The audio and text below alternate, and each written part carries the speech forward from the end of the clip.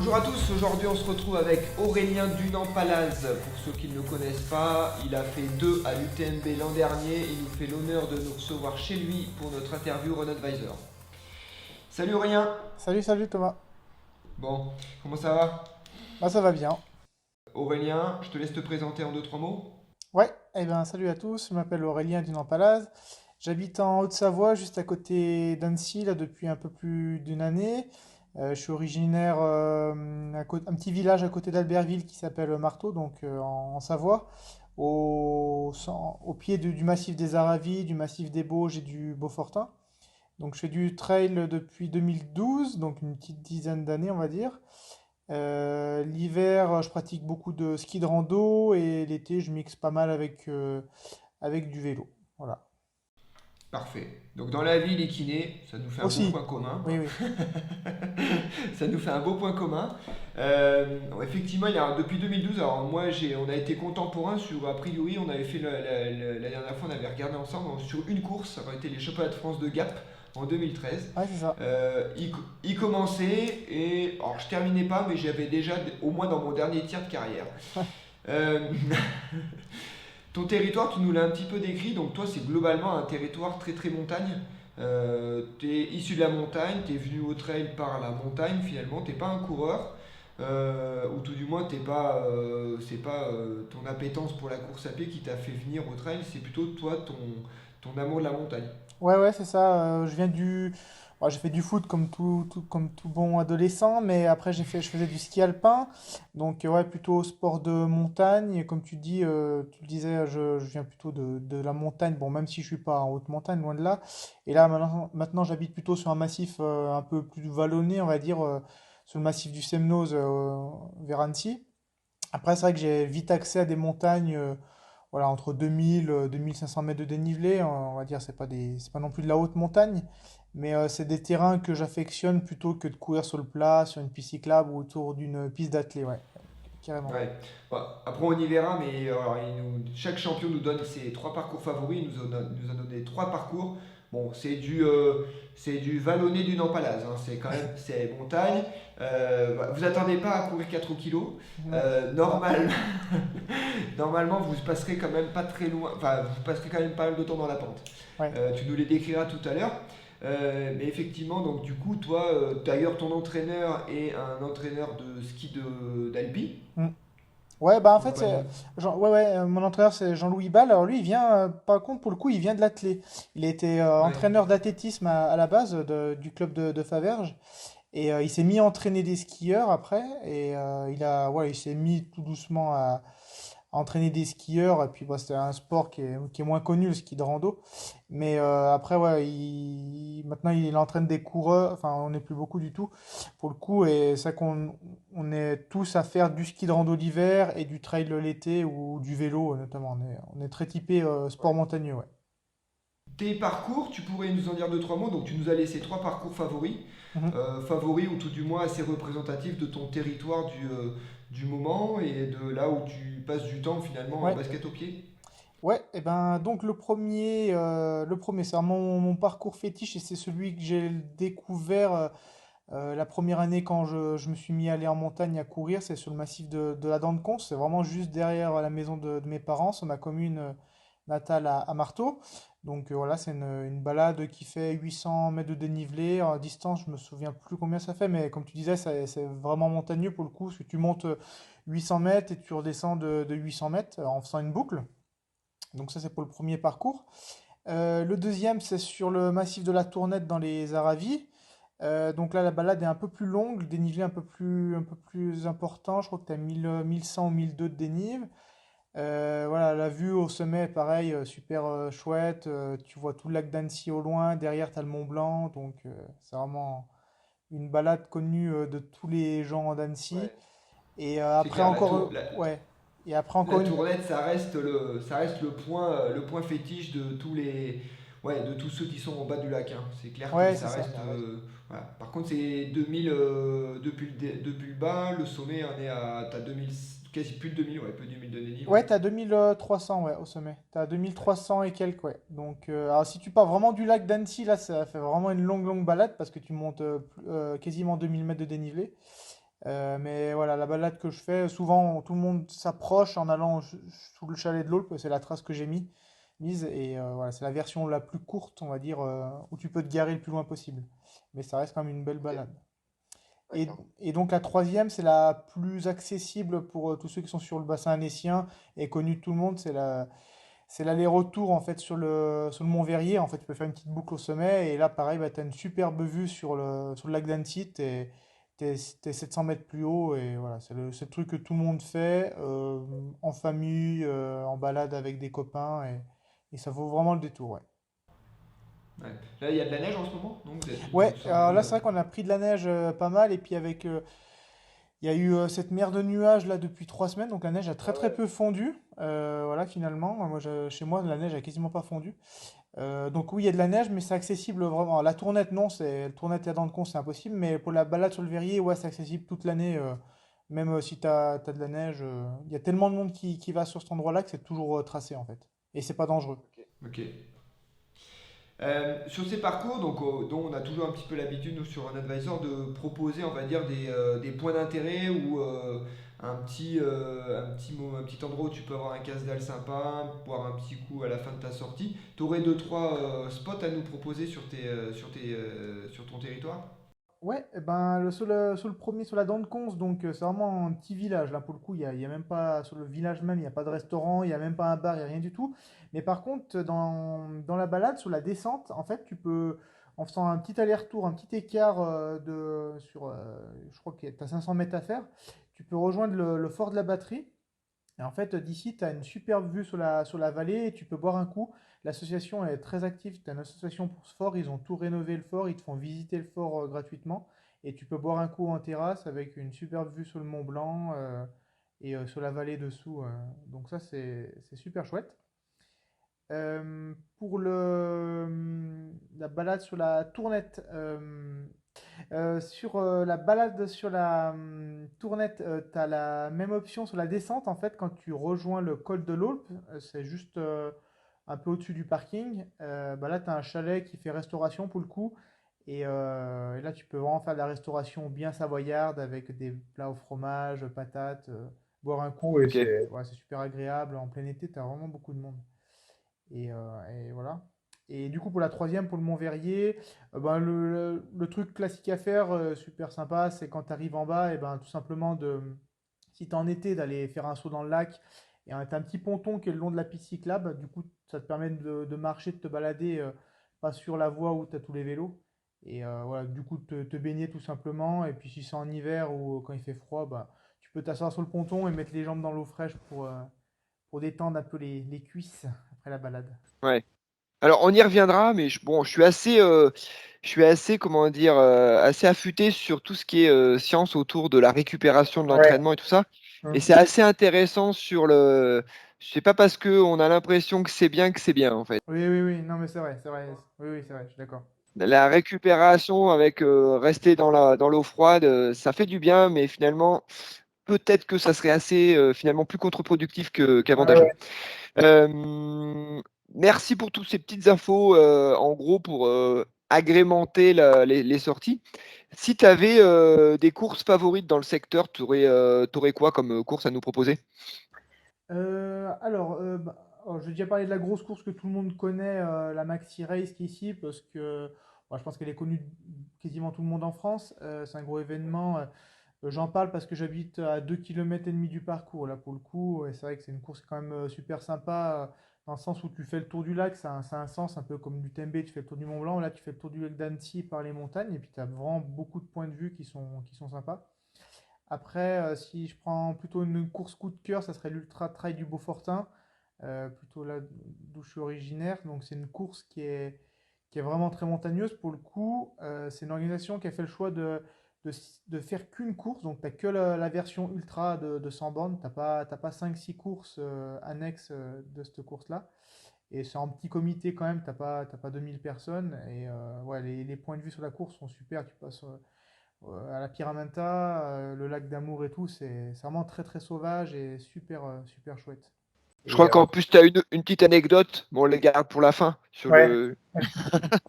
ouais, moins sympa, mais on en parlera après.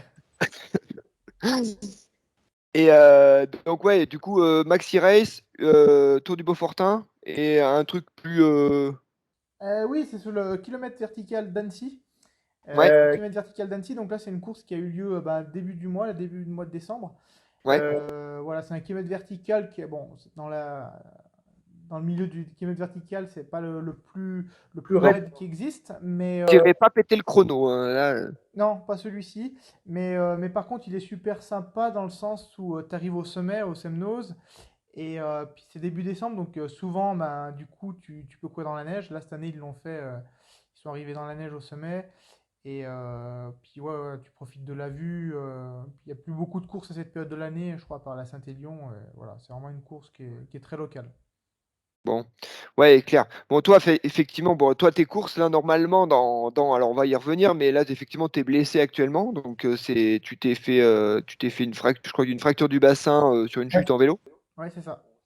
sans gravité, mais juste toute chiante parce que ça t'oblige à rester au repos. Mhm. Normalement, à cette période, tu attaques un petit peu les courses de ski de rando. Ouais, c'est ça. À partir de voilà, fin novembre, en général, je mets les skis dès qu'il y a de la neige dans les montagnes dans le coin. Et ouais, les courses, ça commence à peu près cette période-là, pour ma part en tout cas, Ouais, jusqu'à fin mars, ou enfin mi-mars, où je fais la Pyramenta souvent. Là, du coup, le planning, il va changer un petit peu. Ça va dépendre de quand est-ce que je peux remettre les skis en fonction de la guérison. d'accord. Là, t'en es où là? T'as des examens en particulier ou là, tu fais quoi? IRM de contrôle? Ouais, j'ai une IRM lundi prochain. Donc là, là, ça va faire 3 semaines que je pose pas le pied. Normalement, je dois pouvoir poser le pied. Et c'est reparti après encore 2 ou 3 semaines à attendre simplement marcher en posant le pied. Faut que je respecte quand même les 6 semaines sans activité physique. Voilà, en fonction des résultats des examens aussi. On adaptera. On a une petite tradition, donc ça fait partie des galères, celle-ci, bon, en l'occurrence, mais bon, c'est une galère hors course, ou tout du moins à l'entraînement. Est-ce que tu aurais des galères de trail qui te sont arrivées et qui sont, entre guillemets, anecdotiques, mais assez marrantes? Ouais, comme on disait tout à l'heure, du coup, c'est la première année que je courais, c'est en 2012. Donc, et c'est mon premier 100 km, l'Ultra Tour du Beaufortin. Et à partir du kilomètre 30 jusqu'à l'arrivée, j'ai une anecdote, c'est que je me suis arrêté 16 fois, j'ai calculé. Je me suis arrêté 16 fois pendant la course pour subvenir à mes besoins naturels. Ouais, j'avais une bonne colique, on va dire, et voilà, j'ai dû m'arrêter tout le long. Bon, ça m'a pas porté préjudice parce que ça me gênait pas plus que ça, j'avais pas de grosses douleurs. Mais bon, voilà, pour la petite anecdote, j'ai dû m'arrêter 16 fois, faire la pause caca, on va dire. Après, c'est vrai que sur le long, les troubles gastriques, ça reste quand même un des facteurs numéro un de l'arrêt, finalement. Ouais. Que- et donc, finalement, c'est quand même malheureusement, l'endurance. Quand on va se mettre au long, l'endurance gastrique, ça fait quand même presque un petit peu partie de l'entraînement, hein. Ouais, ouais, c'est ça. Mais moi, ce qui était marrant, entre guillemets, c'est que ça m'a pas empêché de courir, en fait. Dès que en fait, dans les montées, quand je marchais, j'avais rien. Dès que je me mettais à courir, ça me brassait, je m'arrêtais, voilà, je faisais mon petit caca. Je repartais, j'avais un laps de temps d'une demi-heure et c'était reparti. Mais bon, voilà, c'était ma première année. Première année, j'avais tourné qu'avec des gels, je me souviens à l'époque. Donc bon, j'ai modifié les choses depuis et ça va mieux quand même. Et je crois que tu avais une deuxième galère qui t'est arrivée il n'y a pas très longtemps, d'ailleurs, celle-là, elle est plus récente. Euh, Ouais, à mois de février, donc à Gran Canaria sur les îles Canaries. Voilà, du coup, c'était la période Covid, on n'avait pas le droit d'aide pendant la course sur les ravitaillements. Donc j'avais ma copine qui était là, mais qui pouvait simplement m'encourager et me regarder, mais elle n'avait pas le droit de me donner mon eau ou quoi que ce soit. Et du coup, au kilomètre, je crois que c'était kilomètre 25 ou ouais, même moins de 30, j'ai cassé un bâton en fait.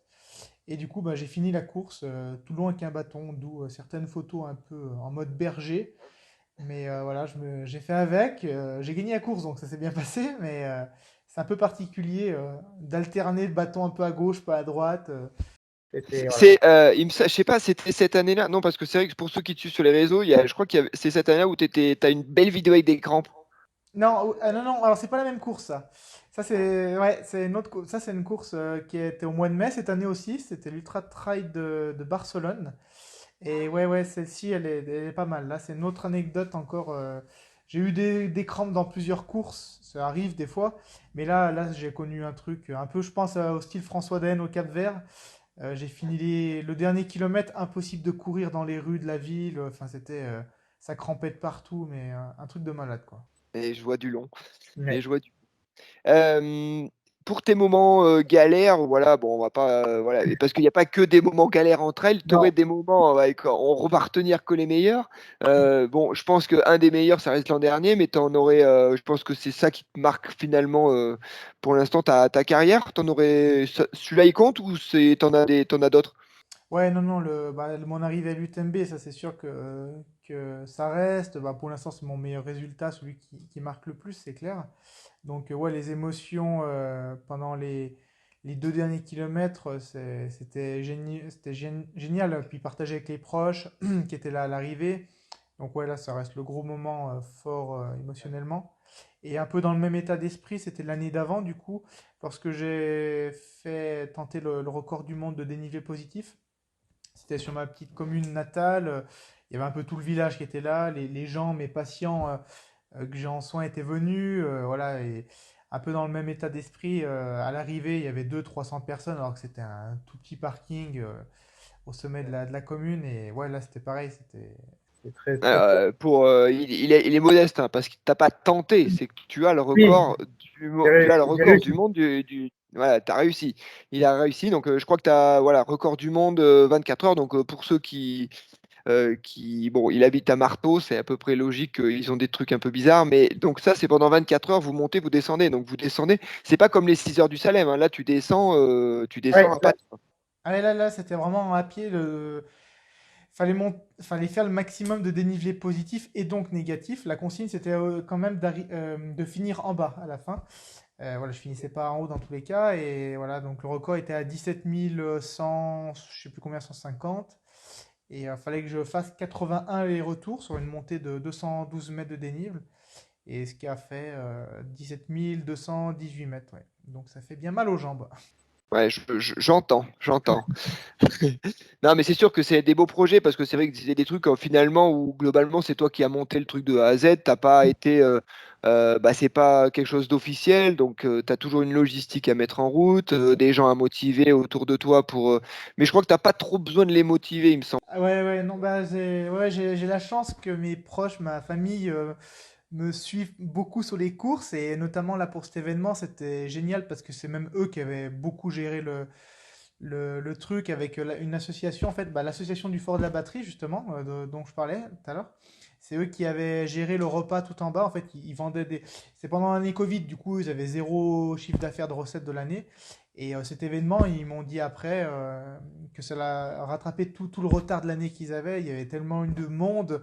Ils avaient fait tourner la buvette toute la nuit, enfin, des repas. Donc c'était vraiment génial. Et ouais, ouais. Ma famille m'aide beaucoup sur ces projets-là, en tout cas, ouais. Ah, c'est fait une belle synergie, c'est bien, c'est vrai que c'est bien.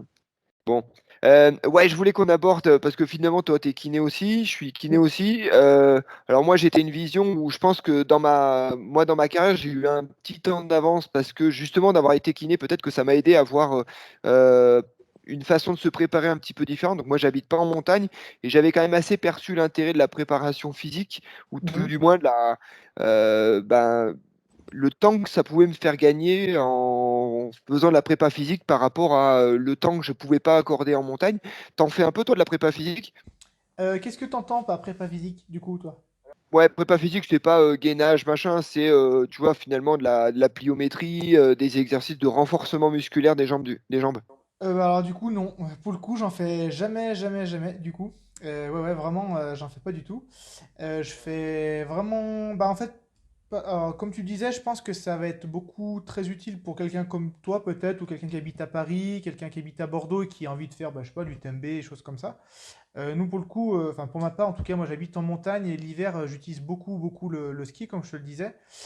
Du coup, le ski de randonnée, il a plein d'intérêts pour le renforcement en montée. On travaille énormément la force, l'endurance de force. Donc ça, c'est vraiment, je pense, un gros, gros point positif.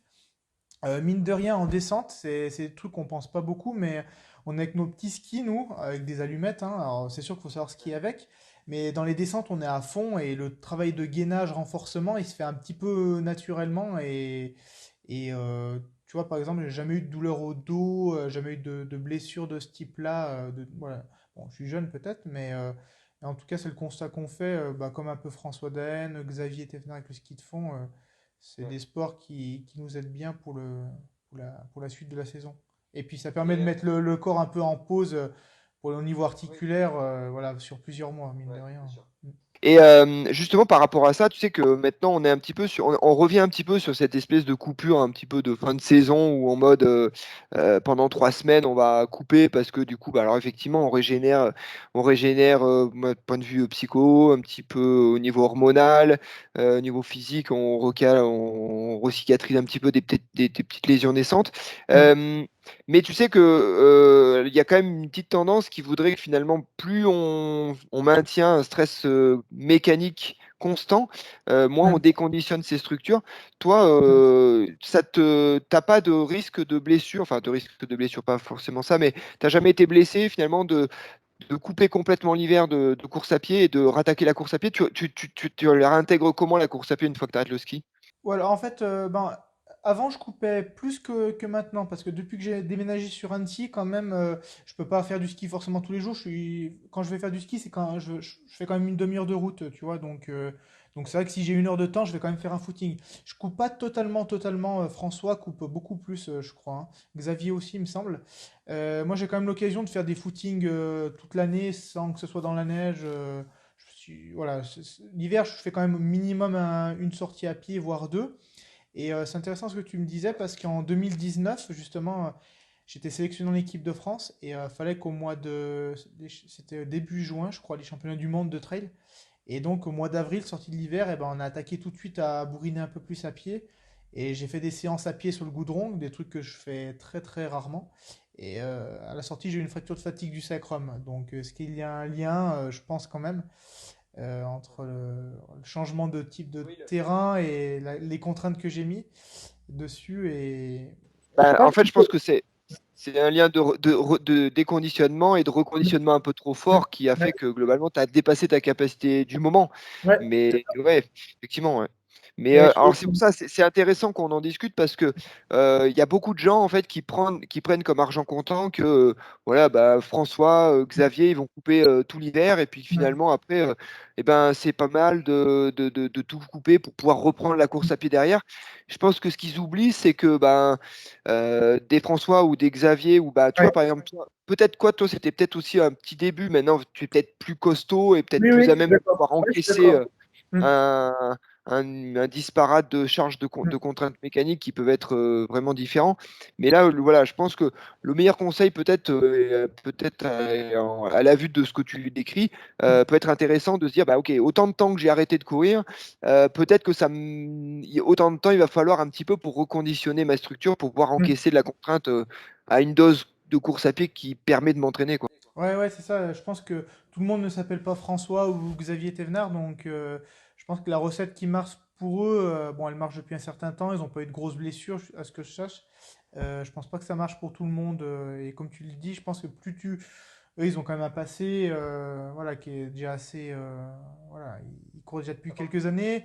Moi, les premières années, ça marchait pas forcément. Maintenant, ça marche un peu plus, mais voilà, je cours quand même l'hiver un petit peu. Donc, ouais, et puis j'aime bien ça, comme tu dis. J'en parlais avec un médecin du sport, là, il y a quelques jours, qui a une fracture de fatigue, elle, en l'occurrence, et elle me dit la même chose. Elle m'a dit, l'année passée, j'ai rien fait de l'hiver et j'ai rattaqué, et bim, fracture de fatigue derrière. Donc, ouais, faut mieux peut-être y aller. Ouais. Ouais, Je dirais qu'encore plus chez les filles, où globalement ouais, la prévalence chez les ouais, filles ouais. est quand même beaucoup plus Mhm, élevée que chez les garçons. ouais. Mais bon, bah, c'est intéressant tout ça. Et du coup, en termes juste d'un point de vue, on va dire, pour que globalement aussi, parce que finalement, on est beaucoup de kinés à être dans le trail, Mhm. ou avoir été dans le trail, ou à continuer dans la pratique. Toi, tu t'organises comment un petit peu ta semaine, pas type, mais ta semaine, entre guillemets, classique, hors blessure, hors Ouais, Bah alors, je vais te dire comment je m'organisais avant, puis là, je vais avoir un petit changement, je vais travailler un petit peu, enfin, je vais me libérer un peu plus de temps, là, pour le coup, à partir de mi-janvier. Mais en gros, le lundi, c'est ma journée off au niveau sport, je fais jamais de sport le lundi, hors exception, si c'est un jour férié ou quoi que ce soit, mais voilà, c'est ma grosse journée au niveau boulot, donc je travaille de 8 heures à 19 heures au moins le soir. Donc là, voilà, c'est orienté boulot kiné. Après, j'ai 2 journées, le mardi, le jeudi. Je termine pas trop tard, vers 5 heures. Donc, c'est ce qui me permet de faire une petite sortie en fin de journée, en tous les cas. Le mercredi matin, je travaille pas. Donc là, ça me permet de faire une sortie longue, que ce soit ski l'hiver, course à pied ou vélo. Le mercredi après-midi, je travaille. Et le vendredi, là maintenant, pareil, je travaille juste à côté de chez moi. Et du coup, j'ai du temps pour m'entraîner aussi le vendredi. Et après, c'est surtout le week-end là où je fais une bonne partie du volume d'entraînement. Ouais. Ok. Du coup, et tu t'organises, tu fais du comment ça s'appelle, kiné à domicile ou que Ouais, en cabinet? Ouais, tu fais un petit non, peu non, les deux. non, je fais. Alors, en fait, c'est marrant, mais le côté kiné sport ne m'intéresse pas trop, dans le sens où, ouais, ce que tu fais toi, c'est pas le truc qui me botterait, enfin, c'est pas le truc qui me botte. J'aime bien me sortir du côté trail, côté sport, et j'aime bien faire de tout comme soin. Ça me dérange pas d'aller voir des petits papis-mamies à domicile, de travailler dans une EHPAD aussi, de travailler des gens en cabinet. Alors, j'ai des sportifs, hein, mais je balaye un peu tous les types de pathologies et j'aime bien plutôt diversifier. Ouais. Mais c'est marrant comme ce que tu dis parce que finalement, quand moi j'étais beaucoup plus athlète, je Hmm. pense en fait, on a une dose de sport dans notre vie Ouais, c'est et que ça. Ouais. plus on en fait, moins on a envie d'en faire d'un point de vue professionnel Hmm. et moins on en fait d'un point de vue sportif, plus finalement tu arrives à t'investir Ouais, ouais, dans le monde du sport, dans le point de vue professionnel. Moi, je ouais. m'investis beaucoup plus maintenant dans l'accompagnement du sportif, le suivi du sportif, que ce que je voulais me faire finalement quand je m'entraînais 20 Hmm. heures par semaine. Ouais, ça m'étonne pas. Ouais. Ouais, ça m'étonne pas. Bon, et bah, je trouve que c'est hyper intéressant tous ces petits débats autour de cet accompagnement. Toi, actuellement, tu es suivi par un kiné, ostéo, tu t'organises comment au niveau soins? Bon, au niveau soins, si j'ai pas de soucis, j'en ai pas. Non, mais c'est vrai, c'est bête, hein, mais ah si, ah bon, après, je suis méchant parce que j'ai ma copine qui est kiné aussi. Ça va pas plus loin que le massage, récupération. Voilà. Après, là, depuis peu, je vais sur un centre de cryothérapie sur Annecy, Cryo Advance. Donc, je fais une séance de cryo plus en prévention, même sans attendre la blessure. Ouais, on va avec Thibaut Guérivier là-bas. Après, voilà, c'est on va dire, prévention, bien-être. Mais sinon, je n'ai pas un suivi régulier par un kiné, un ostéo, si j'ai pas de soucis. Hmm, ok. Oui, enfin, normalement, c'est moins on se voit, mieux on se porte, hein. Ce que je dis Oui, à mes patients. c'est C'est ça. mieux vous me voyez, mieux vous vous portez. J'aime autant qu'on se voit jamais. Euh, Ça marche. Tu parlais de Thibaut, tu le vois dans quel contexte? Tu le vois parce qu'il est dans le secteur? Ouais, en fait, Thibaut Garivier a déménagé là il y a quelque peu sur le bassin des Siancy. Et en fait, on habite sur le massif du Semnoz. Lui, il habite juste de l'autre côté. Et en fait, on habite à 20 minutes de route l'un de l'autre. Et des fois, on s'est croisés il y a pas longtemps. On a fait une sortie en vélo il y a pas longtemps. Et j'espère qu'on pourra partager sortie à pied ou en ski ou en vélo ensemble. Si on n'est pas blessé l'un ou l'autre. Ouais, c'est vrai que là, en fait, c'est ça qui est compliqué quand tu commences à t'entraîner avec des athlètes. C'est souvent que finalement, tu te rends compte que dans l'année, tu t'es pas trop entraîné au même niveau, souvent, Ouais, c'est ça. ensemble, parce que quand il y en a un qui est en récup, l'autre il est blessé ou pas, Ouais, il est l'autre, il a une course, l'autre, il a un c'est truc. finalement tu dis ouais, c'est quoi, on habite ensemble, faudrait avoir les mêmes objectifs et être sûr que globalement on n'est pas blessé au même moment. Ouais, et puis les contraintes pro, enfin voilà, il y a tout. Bon, bah, Aurélien, je te remercie vraiment beaucoup, beaucoup, beaucoup d'avoir pris notre temps. Alors, pour ceux qui sont un peu off, il l'a pris 2 fois parce que la dernière fois, j'avais un peu merdé. Hmm. Non, pas de souci. J'ai le temps en ce moment. Je te remercie vraiment. Ça a été un grand plaisir de pouvoir partager ces petits moments avec toi. Et Mhm. puis, bah, je te souhaite bien le meilleur. Un IRM qui te donne l'axe pour remettre les skis dans le bon axe. Ouais. Et puis que, bah, écoute, avec grand plaisir pour se croiser sur les 60 sur les chaussures aux pieds ou sur les sentiers. Moi, je suis bébé skieur de rando, donc n'envisage même pas de me croiser sur une Pyramenta, mais ça sera avec un grand plaisir que je viendrai te voir sur des courses. Ouais, super, merci beaucoup. Merci à tout le monde d'avoir pu suivre Aurélien. Je vous invite à le suivre. Bah, toi, t'es équipé, réseaux sociaux, Facebook, Instagram. T'as pas de Ouais. site internet, je crois. T'as pas encore site Non. internet. Non, non, non, non. Je suis pas super bon en informatique. Donc je me limite à mes capacités. Non, non, mais j'ai vu, c'est bien, il bosse bien, il bosse bien dans son personal branding. Je vous invite à aller dessus, c'est intéressant et c'est quelqu'un de posé et à suivre. Merci à tous, on se retrouve très vite pour un prochain champion. Bye bye. Salut.